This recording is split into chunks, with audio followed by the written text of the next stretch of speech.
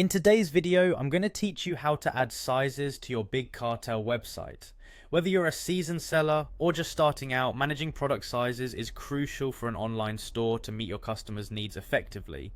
Let's dive into the process step by step, ensuring that you can seamlessly integrate this important feature into your shop in just a few minutes. First, you'll want to navigate to Big Cartel's main site. If you're not already familiar, Big Cartel provides free and easy online store options tailored for artists and small business owners. It's an excellent platform for showcasing your unique products. Once there, look for the login button, which is usually prominently displayed on the homepage. Click on Login to begin the process of accessing your store's backend.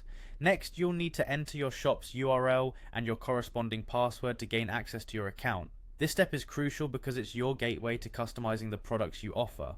Once you've entered the necessary login details, go ahead and click the login button once more and you'll be redirected to your account dashboard. From your account page, the next action will be to find the products section. You can do this by navigating through the menu typically found on the left side or at the top, depending on the layout of your interface. Clicking on products will allow you to manage your inventory, adjust product details, and of course add those all-important size variants.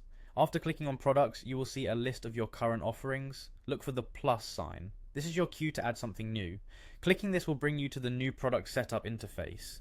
In this case though, you're going to be delving into variants. Variants let you differentiate between attributes like size, color, or material.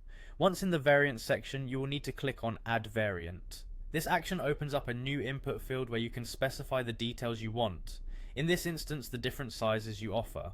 Think about what sizes are most common for your product type, be it for clothing, shoes, or perhaps even prints. Adding these options helps cater to various customer needs and makes for a more inclusive shopping experience. Finally, after you've carefully entered all the sizes relevant to the product, don't forget to click Save. This step finalizes your new settings and